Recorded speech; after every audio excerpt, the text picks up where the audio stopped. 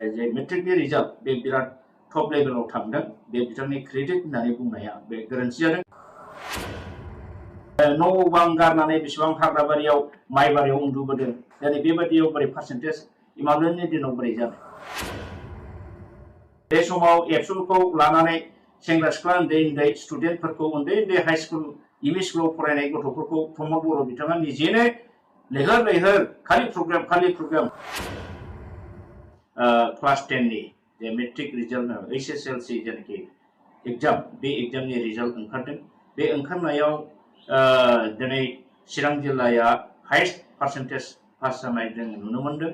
दा बिटिसिनि एलेकानि रिजाल्टआ अलमस्ट मोजां, नाथाय बे मोजां रिजाल्ट जानायखौ पार्सेन्टेज गोजौआव दावखोनो हानायखौ लानानै जोङो नुनो मोनदों माखासे निउज पर्टेलनि एंकरफ्रा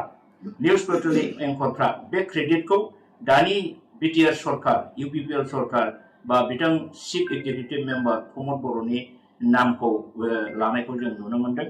बिथांमोननि प्रमद बर'नि दैदेननायाव दिनै एडुकेसना जौगाखांदों होननायखौ बिथांमोनहा क्रेडिट होनानै होदों एंकरफ्रा। नाथाय बे एंकरनि खोथाखौ आङो बुंनो सानदों बिथांमोननि बे एसेसमेन्टआ गोरोन्थि जादों। दिनै बिथांमोना रुजुदों जे इमानुवेल बसुमतारियाबो बिनि दिनावबो बिदि पार्सेन्टेज जायाखै 50-60 जादों। आरो बिनिफ्राय डेपुटि चिफ बै समनि खाम्फा बरगयारि बिथाङा एडुकेसन EM जादों, बे समावबो बेबादिनो जादों 50-60 जादों। नाथाय दिनै प्रमद बर' सारा माने एडुकेसननि इनचार्ज EM हिसाबै बिथांनि दिनाव माने जे मेट्रिकनि रिजाल्ट बे बिराद टप लेभेलाव थांदों बे बिथांनि क्रेडिट होननानै बुंनाय। खुलुमबाय रायजोफोर, गिबियाव पिथांखि ब्लग इउट्युब चेनेलावहाय नोंथांमोन बयखौबो आरोबाव बरायनानै लाग्रोनाय जाबाय। स' रायजोफोर, आङो भिडिअखौहाय लाबोनाय नङामोन, नाथाय आंनि गोरबोआवहाय एसे दुखु मोननायखाय आङो बे भिडिअखौ लाबोनाय जादों। आं सानदोंमोन अमर सिंह ब्रह्मआ मेट्रिक आनजादावहाय उथ्रिसारनो हानाय चिरां जिल्लानि फरायसाफोरखौहाय कंग्रेचुलेसन जासिगोन होननानैहाय आं सानदोंमोन। बेनिखायनो बिथाङा प्रेस मिट होदों नामा होननानैसो आं सानदोंमोन। नाथाय बिथाङा साबायखर बावनायखौ नागारनानैहाय फरायसाफोरखौ लाफानानैहाय रुलिं गभर्नमेन्टनि CM प्रमद बर' सारखौसो सोंखारिदों, पलिटिक्सजोंसो सरजाबफादों। दा बेफोरबायदि अफिसारा बेसेबां थौले गोसोनि? दा गावनि बिसाफोरजों समान फरायसाफोरखौ मान बावनो नागारै गावनि व्यक्तिगत स्वार्थनि थाखायसो बियो बाथ्रा बुंदों प्रेस मिटआवहाय। रायजोफोर, अमर सिंह ब्रह्मआ आंनि बिफानि समान बैसो। थेवबो आङो अमर सिंह ब्रह्मनि साननाय हनायखौहाय जोबोद थौले गोसोनि होननानैहाय सानो। बिनि साननाया आंनि साननायजों गोरोबाबो जानो हागौ। आरो अमर सिंह ब्रह्मआ जा सानदों बियो साननो हागौब्लाबो बिनि साननाया गावनि उदैनि थाखायल'। आं सानाखैमोन अमर सिंह ब्रह्मनि थाखाय भिडिअ लाबोनो होननानै। बै समावबो आं मोनसे भिडिअ लाबोखादों अमर सिंह ब्रह्मनि थाखाय। नाथाय आंनियावहाय मोनसे कुइसन बेरखांदों रायजोफोर।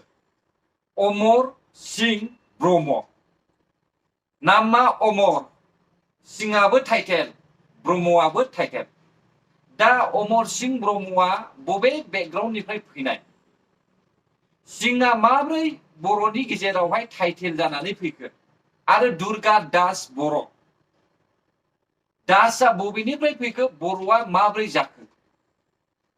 आं बेखौसो आसरित मोनदों। हायोब्ला नोंथांमोना आंनि पिथांखि ब्लग इउट्युब चेनेलनि गेजेरजोंहाय कमेन्टनि गेजेरजोंहाय खोन्थाहरब्लानो जाबाय माब्रै जानाय बे दास बर' आरो सिंह ब्रह्मआ। आं सानो बिथांमोना उफाय गैयियावहाय बै समावहाय आसामिस टाइटेल लानानै साख्रि मावदोंमोन खोमा होननानैहाय। स' रायजोफोर, चिरां जिल्लाखौ लानानै अमर सिंह ब्रह्मआ रुलिं गभर्नमेन्ट इउपिपिएलनि CM प्रमद बर' सारखौहाय सोंखारिदों। साफ्रोमबो बर' फिसाफ्रा मिथिगौ चिरां जिल्लाया बयनिफ्रायबो गाहायसिनाव गोग्लैसोनाय, बयनिफ्रायबो असान्तिसिन जायगामोन। दा आं बेनिखायनो सानदों अमर सिंह ब्रह्ममोन बायदि मानसिया लेडार जायोब्ला हयथ' 31 नं राजा लामानिफ्राय साहा आरो खोलाहा बुखावलायनाया जाबावनो हागौ खोमा होननानैसो आं सानो। बिथाङा बुंदों बै समाव हाग्रा बंग्रा खारनांनाय माइबारि बायदि खारनांनाय बाथ्राखौहाय बियो बेखेवनानै होदों। नाथाय बे माइबारि बायदि खारनांनाय हाग्रा बंग्रा खारनांनायनिफ्राय रैखा मोननो थाखायनोथ' BTC नि चिफ BPF नि चिफ हाग्रामा महिलारि सारा 2003 मायथाइयाव एकर्ड खालामदोंमोन। नाथाय मानोथो बेफोरखौहाय कन्ट्रल खालामनो हायाखै? एसेबां गिदिर पावार गोनां हाग्रामा महिलारि सारा बर' हारिखौ मानो खारनांनायनिफ्राय नासयजानायनिफ्राय गाग्लोबजानायनिफ्राय रैखा खालामनो हायाखै? 15 बोसोर सासन खालामसेयावबो मानो भारत सरकार आसाम सरकारनि पुलिसनि शिकार जानाङा बर' रायजो राजाफ्रा? अमर सिंह ब्रह्म नोंथाङा बेखौ मिथिगौ ना? नोंनि साननाया एकमात्र BPF खौ लाबोफिननाय आरो गावनि गादिखौहाय हास्थायनाय बायदि मोननाय, बिनि अनगा नोंहा जेबो गैया अमर सिंह ब्रह्म। आं बेखौसो बुंनो सानदों। जों साफ्रोमबो मिथिगौ बर' रायजो राजाफ्रा थगायनो दासान आरो जाय BPF पार्टियावहाय सापर्ट खालामनानैहाय BPF पार्टिखौनो मोजां होननानैहाय सानग्रा बिसोर बायदि सुबुङा दावराव दावसिखौहाय मोजां मोनग्रा, असान्तिखौहाय मोजां मोनग्रा, गोजोननायखौ हास्थायै सुबुं। दा बैसोर बायदि सुबुङा थौले गोसोनि मानसि। दिनैनि समावबो जुदि BPF बायदि सरकारखौ लाबोफिननो हास्थायोब्ला बेनिफ्राय निहाथसिन सुबुं आरोबाव बर'नि गेजेराव गैया होननानैसो आं सानो। जोंनो गोजोननाय नांगौ। जोङो 2020 मायथाइनिफ्राय जोंनि चिरां जिल्लाया सिरि जाबाय। दावराव दावसिनिफ्राय बारग'बाय, होसो जानायनिफ्राय बारग'बाय। बै समाव चिरां जिल्लाया बेसेबां असान्तिमोन। दा चिरां जिल्लानि मानसिफ्रा मानो दासिमबो मिथिया? गाव गावनि थाइसे थाइनै मोननायनि थाखायनो गावनि भटखौहाय गुबुननो फाननानैहाय धंस खालामनायनि थांखि लादों नामा नोंसोरो? दिनै एसे बुजिलायदो, फिउचारखौ सान। आपकामिं जेनेरेशननि थाखाय मा मावोब्ला मोजां जागोन बेफोरनि थाखाय स्टाडि खालामनानै साननानै नोंसोरबो भटखौहाय हो। कास्टम बसुमतारीमोन बायदिनि खोथाखौ माब्लाबाबो दाखोनासं। बिक्रम दैमारिमोन बायदिया गाव गावनि उदैनि थाखायसो होख्रावबायगासिनो दङ। मा मावगोन बिसोरलाय? बिक्रम दैमारिया मा मावगोन? कास्टम बसुमतारीया मा मावगोन? माबा मोनसे एन्सार होनो हागोन ना? कास्टम बायदि मानसिया देरहायोब्ला मा खामानि मावगोन? बिक्रम दैमारिमोन बायदिया मा मावदों? बिसोरनि खोथाखौ खोनासंनानै माब्लाबाबो दागोजाव। दिनै आङो अमर सिंह ब्रह्मनि थाखाय भिडिअखौ लाबोदोंमोन। नाथाय अमर सिंह ब्रह्मनि थाखायनो आङो माखासे मानसिफोरखौबो हानहरदेरनानै बाथ्रा बुंनाय जादों रायजोफोर। अमर सिंह ब्रह्मआ सासे अफिसार, बेखौ आंहा बुंनांगौ बायध' नङामोन। नाथाय बेबायदि फरायसाफोरखौहाय सरजाबनानैहाय पलिटिक्सजोंहाय सरजाबफानानै बाथ्रा बुंनायनि थाखाय आं बेखौ हामजानाय मोनाखै। आं मोजां मोनाखै। अमर सिंह ब्रह्म बायदिया चिरां जिल्लाखौहाय नेवसिदों।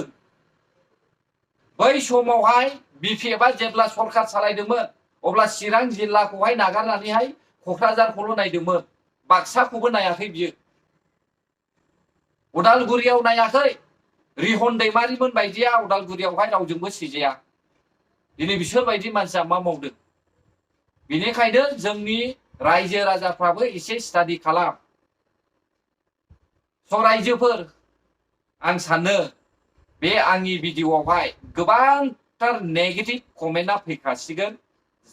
जायफ्रा थौले गोसोनि साननाय बिसोरो नेगेटिभ कमेन्ट होखासिगोन होननानै आं सानदों। रायजो राजा नोंथांमोन जिखि साना आंहा जेबो नांजाया। रायजोफोर, भिडिअआ बेसेखिनियानोमोन। नोंथांमोननि थाखाय गोरोन्थि जाबायब्ला आंखौ निमाहा हो।